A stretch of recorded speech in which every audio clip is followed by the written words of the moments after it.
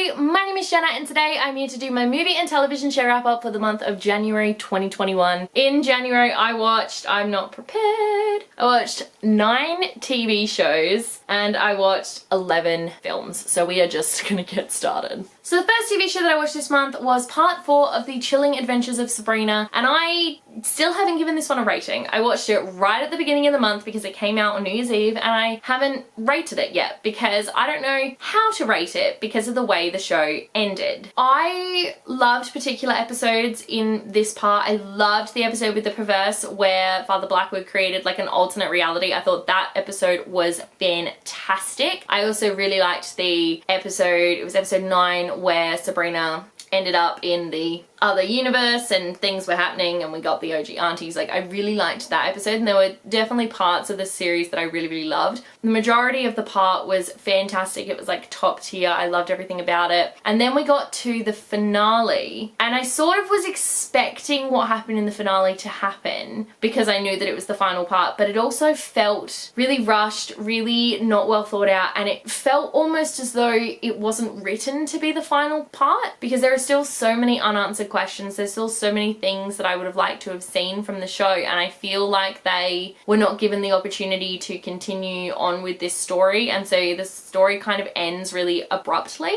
And so because of that, I wasn't really sure how to rate it. Like, I feel like it's probably gonna sit at a solid 4 stars for me. It was fantastic. The finale definitely made me sob. Like, it was intense, what I was watching, but I feel like there were so many unanswered questions. There were so many other things that they could have done that I'm really disappointed in Netflix for cancelling it. Second TV show that I watched this month was actually a New Year's Day special, and that was the Doctor Who special, The Revolution of the Daleks. I give this a 2 out of 5 stars. It's no secret that I have definitely fallen off the Doctor Who bandwagon over the last few years. I think that someone needs to take Doctor Who away from Chris Chibnall because he has absolutely ruined it. He has ruined everything that the Doctor used to stand for and that the show used to be. Even having Captain Jack in this episode couldn't save it, and like, that is saying something because Captain Jack is one of the best characters that New Who has ever created, and he's fantastic, and every time he's on screen he just lights everything up. Even he couldn't save this episode, which means that it was really bad. I am not gonna lie, I actually cheered when it was announced during this episode that Ryan and Graham were going to be leaving. It's the first time I've ever cheered when a companion is like, yeah, I'm leaving now. Every other time I have sobbed. So Rose's departure, sobbed. Martha's departure, they were like happy tears because I was so proud of her, but like still sobbed. Donna's departure, don't even get me started on Donna's departure. That was heartbreaking.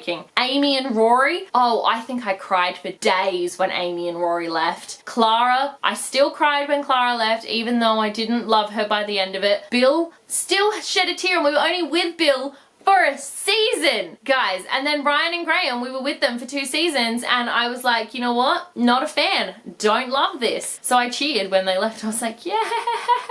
I don't think that it's that they're all bad. It's just like, Jodie's not a bad actress. It's just the content that she's been given is horrific. I don't love that Yaz stayed either. This is going to be the longest running like Doctor companion duo that we've had. The only one that comes close would be, I guess Clara was 2.5 seasons. Was she? Clara was 2.5 seasons. Amy and Rory were 2.5 seasons, but I think Yaz is going to get a full 3 seasons. And I didn't love Yaz either. So I'm sort of sitting here like, So I think the rumor is that Jodie will probably leave after series 13 because no Doctor has ever done more than 3 seasons and then like a couple of specials. And I'm really hoping that Chris Chibnall leaves as well because I just can't stand him as showrunner. He's ruined everything that I loved about this show, and I need someone to take him out of the driver's seat and give it back to Moffat so he can save the show. Third TV show that I watched this month was Marvel Studios' Legends, which I gave 5 out of 5 stars. This was literally just like a montage of all of, they've only had 2 episodes so far, and it was Wanda and Vision because of WandaVision. And it was like just a montage of all their coolest moments in the MCU. And it was so well put together. The shots that they picked, the music that was accompanying it, it was such a good little thing. It was like 7 minutes long for each episode, and it just made me smile and was so much fun, and I actually really loved it. I don't know why it's a show and why it's a thing, but I'm glad that it is. Fourth TV show that I watched this month was the show I pulled out of the tin, and that was Little Women, the 2017 version. I gave this one a 4 out of 5 stars. This was actually my first time experiencing the story of Little Women. I have never read the book. I've never seen any of the films or television show adaptations until now. I actually really ended up enjoying it. It was only 3 episodes. It was quite short, but the story was really lovely. The acting was great. The characters were great, and I started to feel like real feelings for these characters, which always is a good time. Fifth TV show that I watched this month was a rewatch, and that was seasons 1 and 2 of Castle, which I gave 5 out of 5 stars. I actually like really love this show, and I always forget how much I love this show until I start rewatching it. I just had like an urge. I was thinking about it, and I sort of thought about it for a couple days in a row, and I went, nah, you know what, I'm clearly having an urge, I need to rewatch Castle. So I was rewatching it, and Nathan Fillion is fantastic, and the character of Castle is perfect for him. It's so good. The entire cast is amazing, and they all work so well together, and I must admit, like, I knew I wanted to be a writer before I watched Castle, but every time I watch Castle, I'm just like, wow, I want that to be my life. I just want to write all day in a big apartment in New York City and just make that my job, and I think that would be incredible and so much fun. I definitely promised myself that I wasn't going to start another rewatch because I'm already in the middle of like 1,000 TV shows, but you know, here we are. The sixth TV show that I watched this month was season 3 of Winx Club, which I gave 4 out of 5 stars. This is the original series, and honestly, it's so good, you guys. I don't love the Enchantix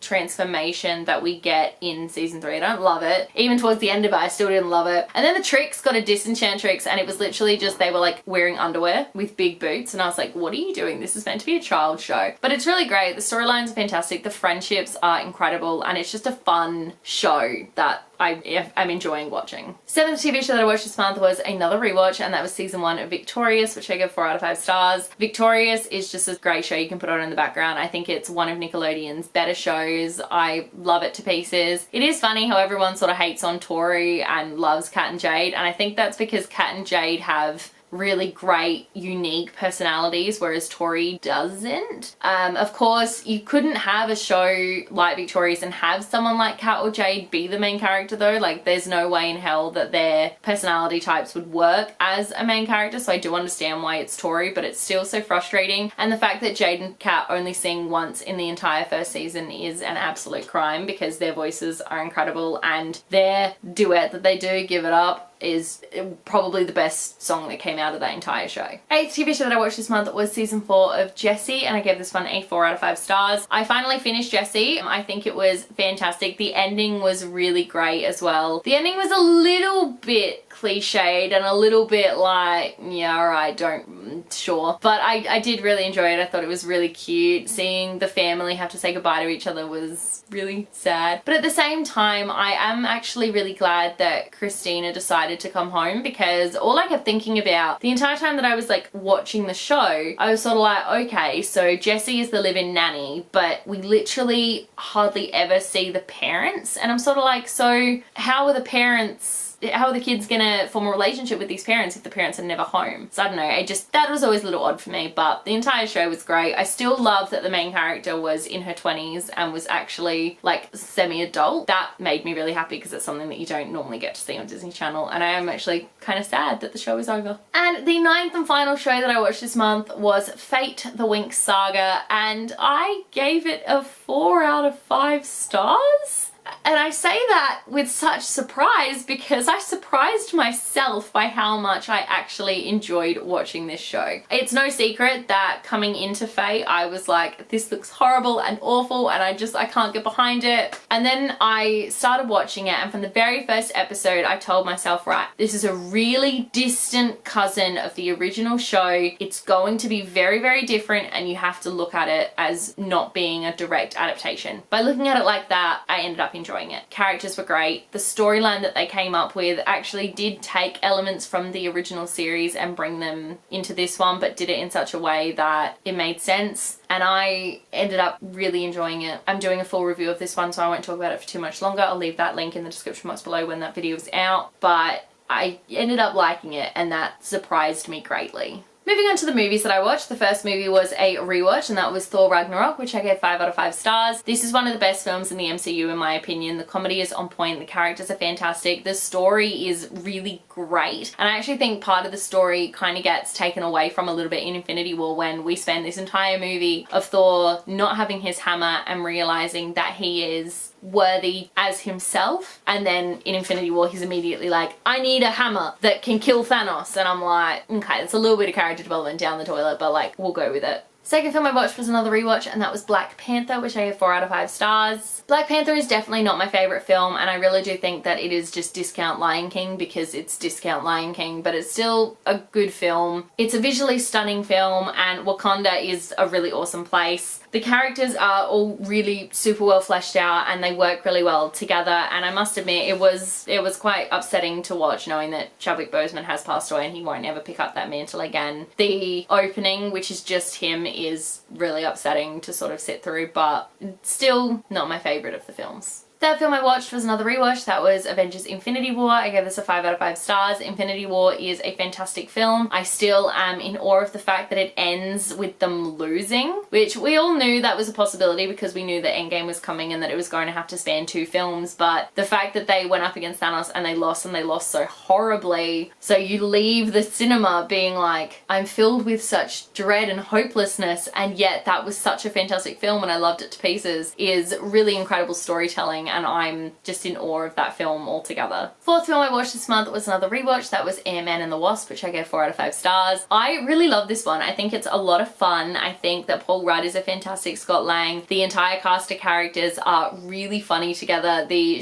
movie does a really good job of balancing that humor and that action very, very well. The actual concept of it, of course, is so important moving forward for the rest of the MCU, and it's just a really fun film. And of course we get introduced to Agent Woo, Jimmy Woo from the FBI in this movie, who instantly became like a fan favourite, and I do love him. I love the film. I love everything about it. Fifth film that I watched this month was something called Tremels. My friends made me watch it. I gave it a 3 out of 5 stars. It's one of these like B-grade science fiction films that are just like made to be horrible, but this one was not actually that bad. It actually ended up being pretty enjoyable. It's basically just about this town that's being attacked by these like man-eating giant worms that tunnel and can think. And the premise is kind of dumb because that's literally the premise, but the film itself was semi-decent. There were moments when I was like, okay, yeah. And then the characters made like reasonably smart decisions, which was shocking for a B-grade film. I was like, what do you mean you're making clever decisions in this movie? The whole thing was just a little bit whacked, but I ended up really enjoying it. I don't know if I said, but I gave it a 3 stars because it was not the worst B-grade film I've ever seen. The sixth film that I watched this month was another rewatch. That was Captain Marvel. I gave this one a 4 out of 5 stars. The thing about Captain Marvel is until you're watching it, you actually forget how good of a film it is. Like, it's a really great origin story for Carol Danvers. It introduces some really important characters into the MCU, and she's a badass. And I love the film. I think it's fantastic and really well done, and I'm really looking forward to the sequel. Seventh film I watched this month was another rewatch. That was Avengers Endgame. I gave this a 5 out of 5 stars. I have not sat through the entirety of Endgame since the cinema. So I went to see it in cinema like 3 times back in 2019 when it came out, but I've not watched it all the way through since, and there's a good reason for that, and that's because I cry a lot while watching it. So I cried when they went to Vormir, obviously.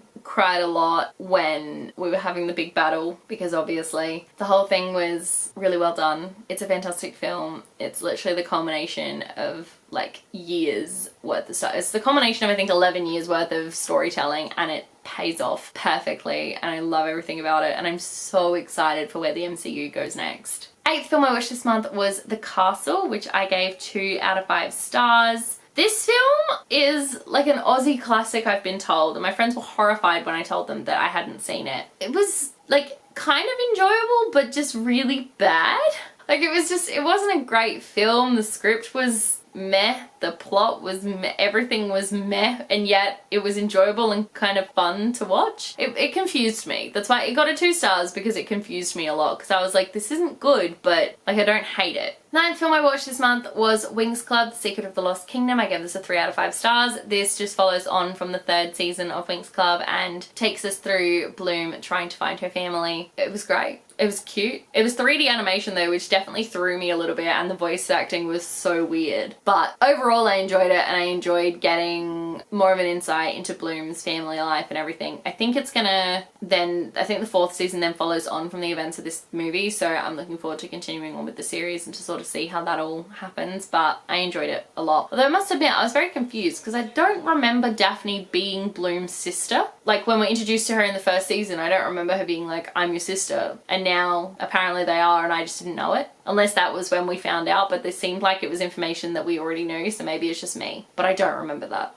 10th film I watched this month was the 2020 Mulan, which I gave a 2 out of 5 stars. The trailers for this looked pretty decent. It looked like a pretty decent film, and I was semi-excited to watch it. It's stunning. Visually, it's stunning. The cinematography is beautiful, but the rest of it was bad. So it's not even the fact that Mushu wasn't in it and that the songs weren't in it, because I personally don't think that the music would have had a place in a live action Mulan film. I am glad they cut the songs. Like, I'll admit that openly, which is weird, but I am glad that they cut the songs from this film because it wouldn't have worked. It would have been weird and just, it wouldn't have worked. Mushu, I think Mushu could have been in the film. I think he could have worked. But instead of Mushu, what they did instead was we had a phoenix who didn't talk, and the phoenix was pretty pointless. We had this witch character who was like Mulan but opposite, and she was just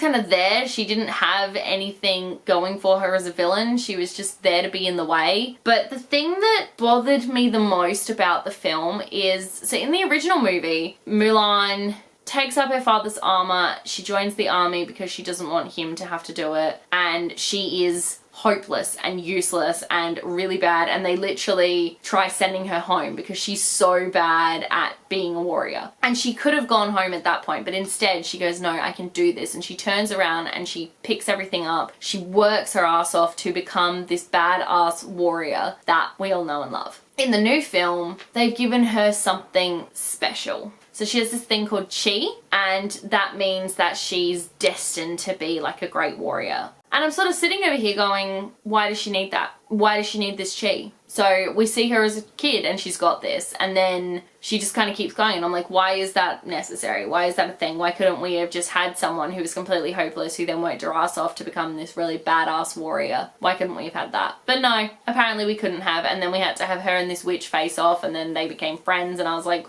I don't love anything that's happening. The story's boring. The characters have been ruined. This is one live action film that Disney should have just left alone. And then the 11th film that I watched this month was The Hitchhiker's Guide to the Galaxy. This was a rewatch. I gave this one a 3 out of 5 stars. I didn't enjoy this anywhere near as much as I used to when I was younger, and I think that's because now that I'm a little bit older, I can see that it's not a great film. The characters are like alright. Marvin is the best hands down, but the actual story itself, especially now that I've read the book, they changed a lot of stuff and they added a lot of things in that were just completely pointless. But if they didn't add that in, then the film would have been like an hour long. So didn't love it. I'm gonna be doing a adaptations discussion on this one because I read the book and I watched the film, but I think that I preferred the book. And I didn't even particularly like the book that much, so that's probably saying something. And there you go. Those are all of the films and television shows that I watched in the month of January. Thank you guys so much for watching. Let me know in the comment section below what you watched this month, because I would absolutely love to know. If you like this video, be sure to give it a huge thumbs up, and don't forget to subscribe to my channel so you don't miss a thing. Stay random.